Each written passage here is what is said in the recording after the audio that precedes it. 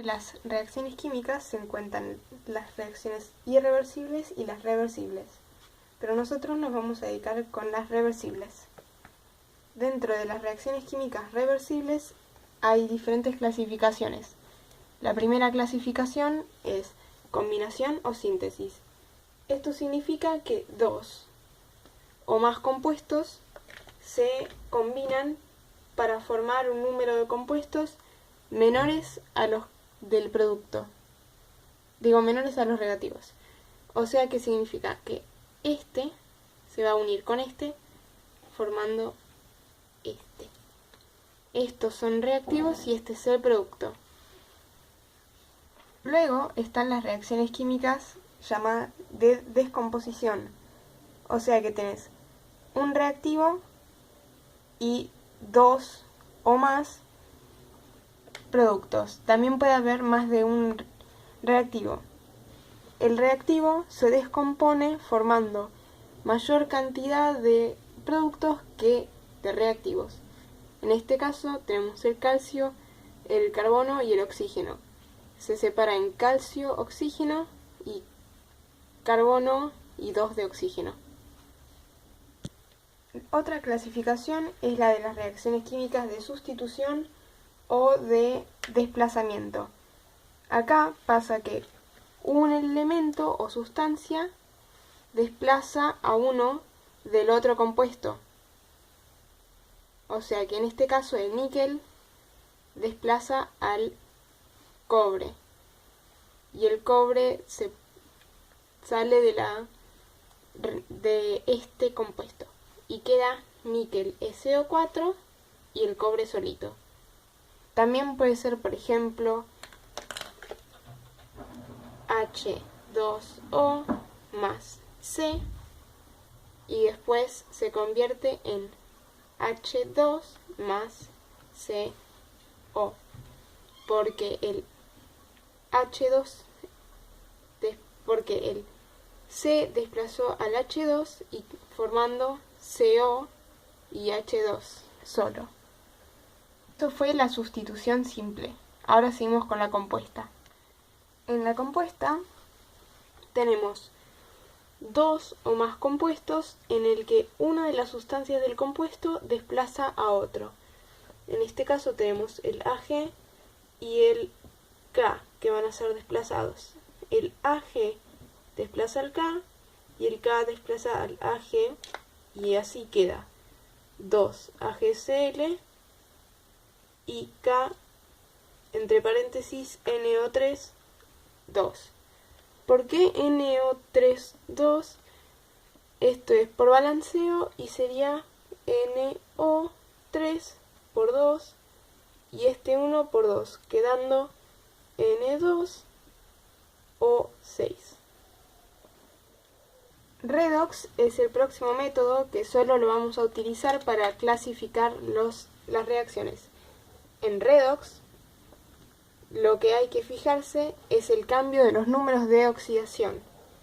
O sea, por ejemplo, tenés uno que es H2O más C y después queda H2 más CO.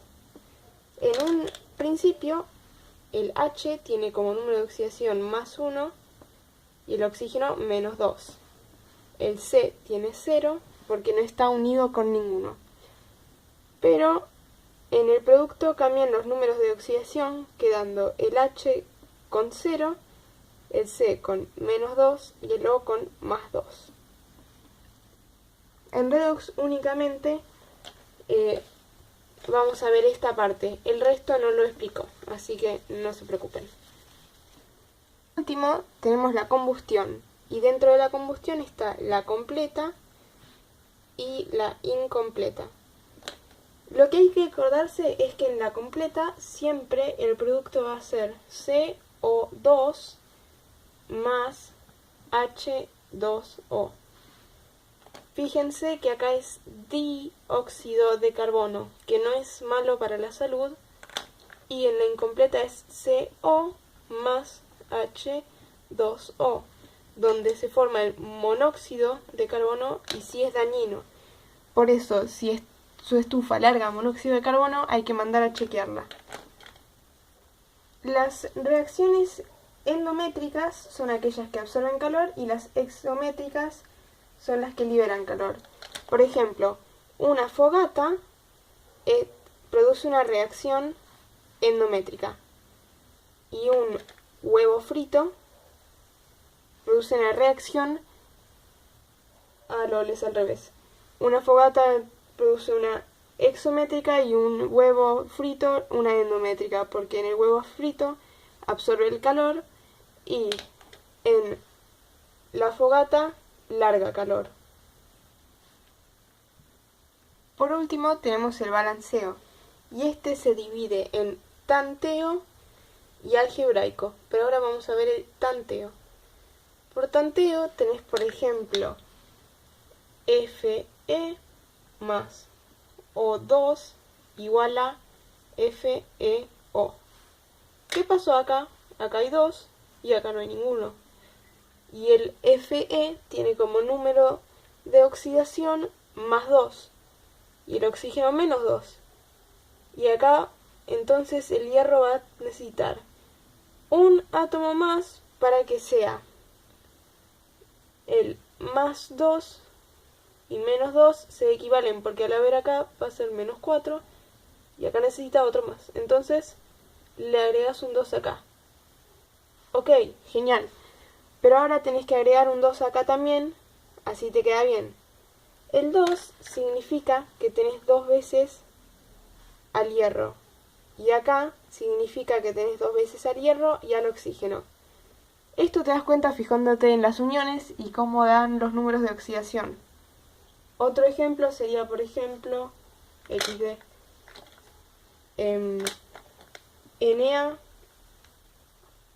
más H2O igual a NaOH más H2. Entonces acá hay que fijarse cómo quedan los números. Vos tenés acá 3 de hidrógeno, pero acá tenés 2. Y acá entonces vas a tener que poner un 2. Entonces te quedan 4 de hidrógeno y 2 de oxígeno. Acá te van a quedar 2 de hidrógeno y 2 de oxígeno. Y para que quede todo bien, te tenés que agregar un 2 al Na. Y un 2 acá. Así quedan 2 de sodio, 2 de oxígeno, 2 de hidrógeno. Y quedan bien los números. ¿Por qué es esto? Porque si te fijas en los números de oxidación te vas a dar cuenta. No paró. Otro modo de balanceo es el algebraico. Acá tenemos esta reacción. Entonces, para poder saber cuántas veces va a aparecer cada compuesto, vamos a empezar a hacer matemática. Vamos a agregarle un A al Na. Vamos a nombrar B a este, C y D. Ahora vamos a fijarnos en las sustancias. Tenemos Na, H, O, y esos son todos. Entonces buscamos Na, ¿cuántas veces aparece en A? Aparece una vez, entonces es A por 1. Igual a, este igual significaría la flechita. O sea que si tuviéramos acá un A, sería A por 1 más B por lo que sea. Nos fijamos. Na, ¿dónde aparece? En C. Y en C aparece una vez. Seguimos con H. H aparece en B 2 veces. B por 2 igual a C por 1 más D por 2. Porque aparece una vez acá y 2 acá. Por último buscamos el oxígeno y el oxígeno aparece una vez en B y una vez en C. Ahora vamos a ver las equivalencias. A nos da, vamos a poner a A como 1. Entonces 1 por 1 es 1. Y si equivale a C, C también va a ser 1. Ahora nos fijamos cuánto da B. Si B equivale a C y C es 1, B va a ser 1 también. Nos falta sacar el D. Y ahora vamos a reemplazar estos valores. Vamos a ver. 1 por 2, que sería esta cuenta, igual a 1 por 1 más D por 2. Vamos a hacer la ecuación. 2. Este 1 va a pasar restando. Menos 1 igual a D por 2. Entonces tenemos que hacer 1 dividido 2, que da 0,5. Entonces D es igual a 0,5. Pero no podemos dejar, o sea, tenemos dos opciones. O lo dejamos así o multiplicamos todo por 2. Solo se puede dejar así si el compuesto que está en la parte D es el mismo dos veces, o sea, H2, O2, C2, lo que sea, pero no puede ser, por ejemplo, H2O. Si fuera H2O, esto hay que multiplicarlo sí o sí. Para que nos queden números pares, vamos a hacer lo siguiente, vamos a multiplicar todo por 2. Entonces nos va a aparecer cuántas veces aparece cada compuesto.